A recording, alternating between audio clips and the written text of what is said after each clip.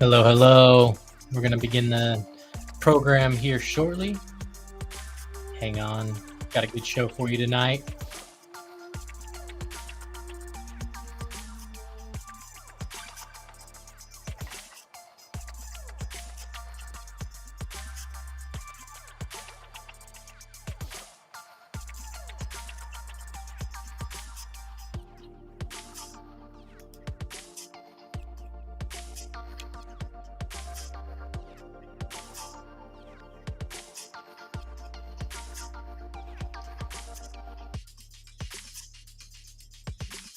All right. Hope everybody's doing awesome this evening. Ready to eat all that turkey for Thanksgiving. How's everybody doing?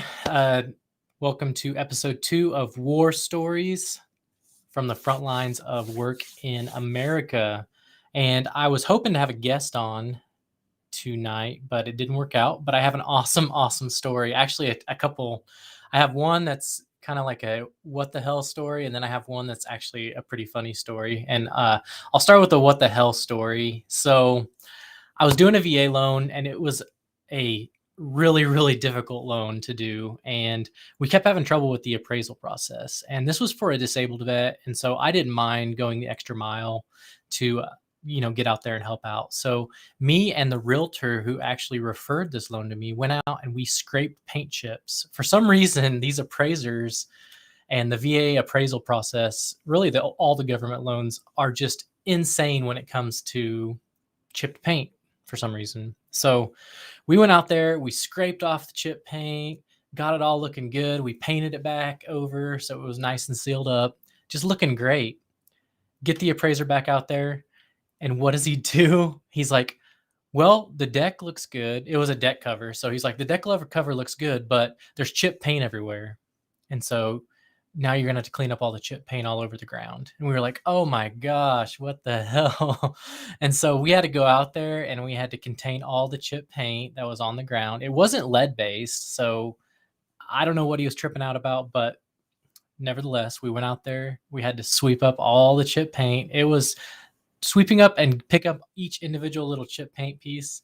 That was actually harder than just scraping it off and repainting it. It was a crazy story, but it's one of those stories that demonstrates how if you have a good loan officer and a good realtor working together as a team, you're going to be in good hands, and you need someone who's going to go that extra mile for you.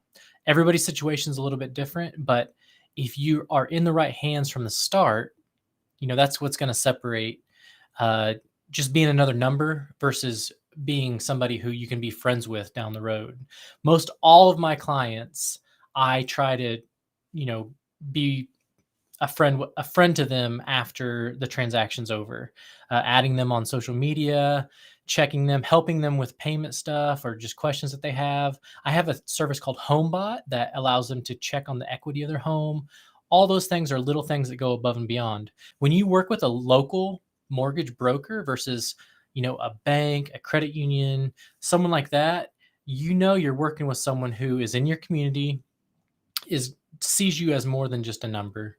So I would just urge you to work with a mortgage broker. If you are out there looking to refinance, looking to purchase, get with a mortgage broker. It doesn't necessarily have to be me, but just get with somebody who will shop around, make these banks and lenders compete, because you're just a number to them. They don't care.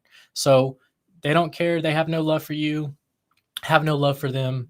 Make them compete and get the best rate for you and your family. All right. So my second story is really funny.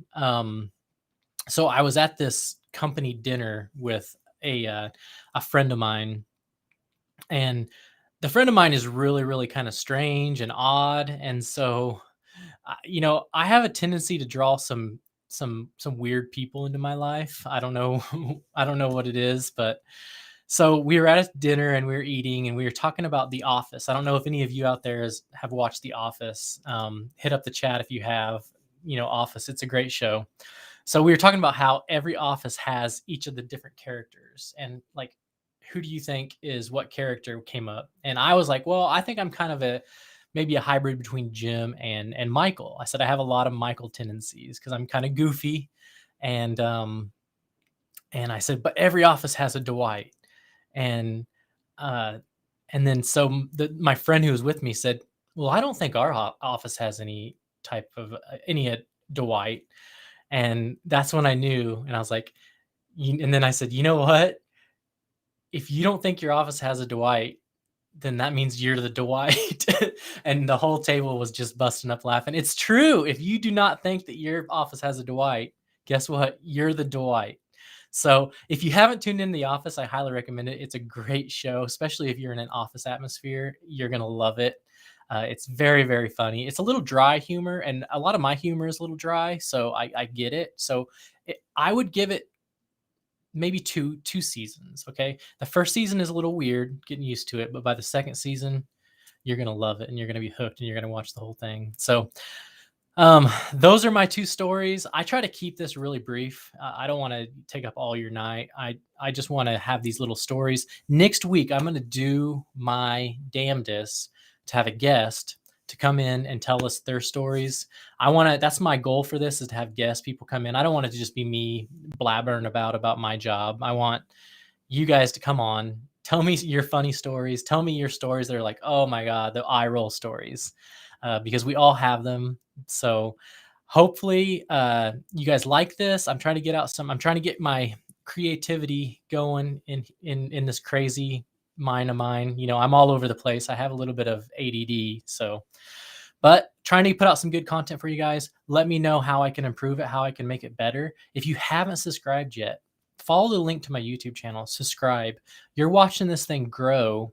It's in the very early stages, and I would love to make this something great where people can come and try to get the best deals, where we actually have an active community. It's still pretty small, but there is a huge potential here to where we can find the best deals all over the place. I don't want this just to be real estate either. I want this to be anytime you find a good deal, hit up Planet Cheapskate. Let's build it something awesome, something that's going to help out everybody finding the best deals in your town, in our town, everywhere. Okay, so those are some of my goals for it, and I hope you guys are enjoying it. I'm going to sign off here. Hope everybody has a happy and safe Thanksgiving.